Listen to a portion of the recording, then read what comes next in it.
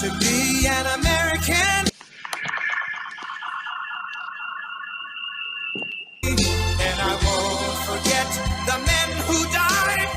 We are kind of melting the servers. And I'm proud to be an American, where at least I know I'm free. Commitment to freedom and his willingness to put his money where his mouth is. Upset the narrative control imposed on us by our government. Who gave that right to me, and I gladly stand up.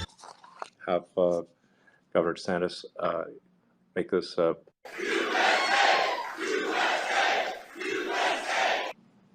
just trying to get it going. Yeah, sorry, DeSantis supporters, but that's simply not what you were hoping for last night, and you all know it. We're going to take a look at the fallout from last night's DeSantis debacle and what it means for the 2024 race.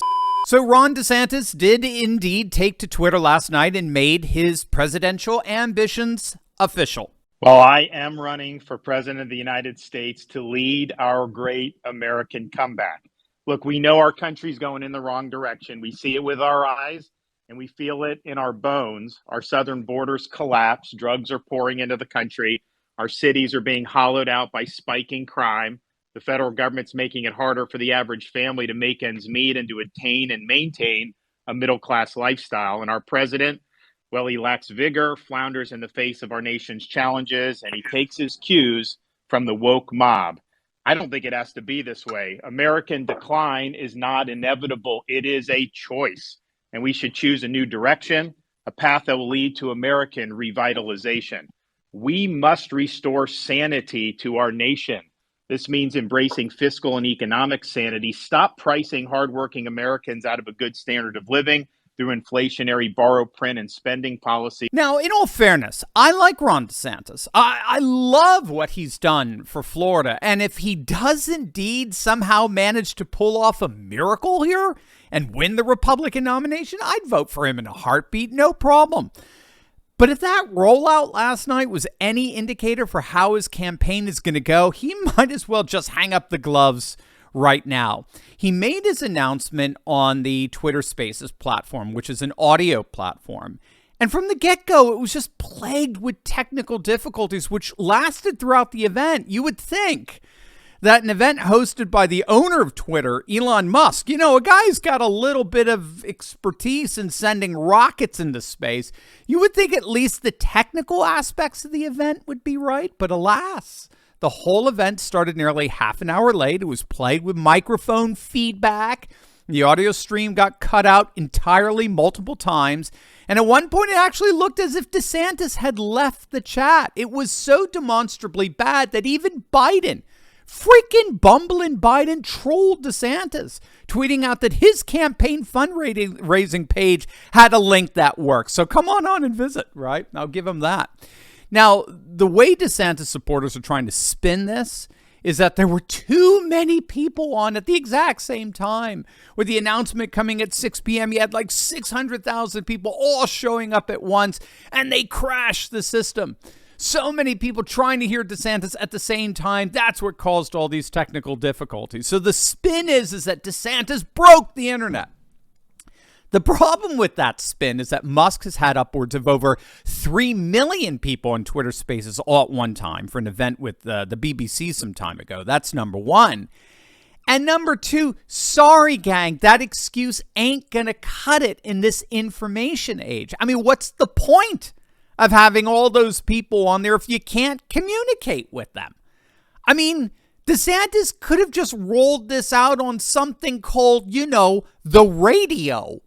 Right? Something that was invented at the tail end of the 19th freaking century. He could have gone on radio and have reached tens of millions, and he wouldn't have had any of these technical issues. So there's no gaslighting this. All the headlines today are about how the rollout for DeSantis was a technical disaster. In fact, you even had hashtags disaster and failure to launch trending across Twitter. So look, take the L like a man and move on this one. Now, by contrast, if you want to see a masterclass in a great campaign rollout, take a look at this. The Washington established politicians like to talk about how they can be just like Donald Trump. The truth? There's only one Donald Trump. Only one who gave us the largest tax cuts in history, who gave vets the health care they deserve, and stood up to China and protected your job. Only one who kept us out of endless wars while destroying our terrorist enemies. Only one who fundamentally changed the Supreme Court, was called the most pro-life president in history, and relentlessly protected our Second Amendment rights and our borders. Why would we ever settle for Trump imposters? Make America great again. When there's only one, starting day one, who can make America great again. I'm Donald J. Trump, and I approve this message. I'll be back. That's right. He'll be back and will be back, gang. It is time to celebrate the great return by clicking on that link below and getting your very own Trumpinator 2024 bobblehead in preparation for Donald Trump's glorious reascendance to the United States presidency. I mean, gang, look at this puppy. I got mine and I love it. It's right here on my desk. This collectible bobblehead from Proud Patriots is made with the highest quality material and really is a must-have for any Trump fan who wants to send some energy towards what's shaping up to be the most glorious political comeback ever. Now, don't wait. There are just a limited number of these collectibles, and you don't want to be caught paying way more later on eBay from someone who bought one now. So whatever you do, don't wait. Click on that link below right now and show your support for Trump 2024 today. Now, I've got to say, I just don't know how DeSantis is going to pull this off, especially after last night. You have to understand, and why I'm harping on these technical issues. DeSantis is sinking in the polls. I mean, we're talking quicksand, okay? And this rollout was supposed to reverse that and turn the tide solidly in DeSantis' favor. That's what makes what happened last night a double disaster. It wasn't just the execution or the rollout. It was the fact that it was supposed to reignite and reinvigorate DeSantis' polls, which it obviously didn't. And the softball questions he got, at least in part from a Clinton-supporting billionaire donor, David Sachs, that didn't help either. Cat Turd said it best. The problem with the DeSantis launch on Twitter Spaces wasn't the glitches and crashes. The problem was it was a boring snooze fest. Nobody being honest can say otherwise. Scott Greer likewise tweeted out, technical issues aside, the Twitter space itself highlighted DeSantis' weaknesses. He's far too scripted, lacks charisma, and is easily upstaged by other personalities. Elon Musk, David Sachs, and the various guests seem more the center of attention than the candidate himself. I mean, even Donald Trump Jr. chimed in on this one. DeSantis is making Jeb look high energy right now. And really, when all is said and done, a lot of this just confirmed what we've been hearing about behind the scenes. Rich Barris, the People's Pundit, he highlighted this in his write-up from last night. All the delays in the rollout of the DeSantis campaign, right, the reason why he didn't announce earlier, is because donors were having their doubts about him. The DeSantis shills were claiming that the delays were strategic, trying to find the right time.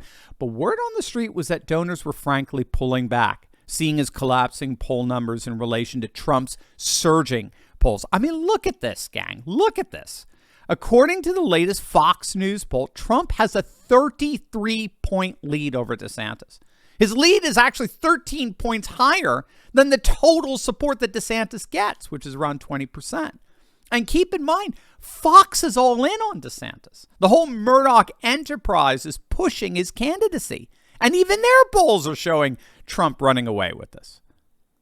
So we'll obviously be keeping our eyes on how things develop here. But I have to be honest with you, I simply don't understand how anyone backing DeSantis thinks he can win this. Not as things stand right now, but it'll certainly be entertaining to see. As always, gang, make sure to smack that bell and subscribe button. You'll definitely want to check out my latest video on Franklin Graham issuing a dire warning to America. The storms are coming and the demons are being unleashed. You're not going to want to miss that. So make sure to click on the link and I'll see you over there. God bless.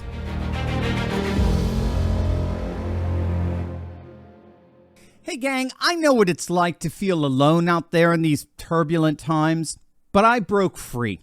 If you too have been looking for a community with like-minded patriots who are serious about resisting globalism, building a parallel economy, and having intelligent and deep fellowship on a regular basis, then you've come to the right place. In my Courageous Patriot Insiders community, we're building a close-knit movement of, by, and for patriots who are breaking free from the outrage and despair cycles of the mainstream media and taking on the fight against globalism. Every week, I deep dive into the content I can't share on big tech and give you the cliff notes on the truth of how patriots just like you are building up their communities, starting patriot businesses, and fighting the woke in both public and private.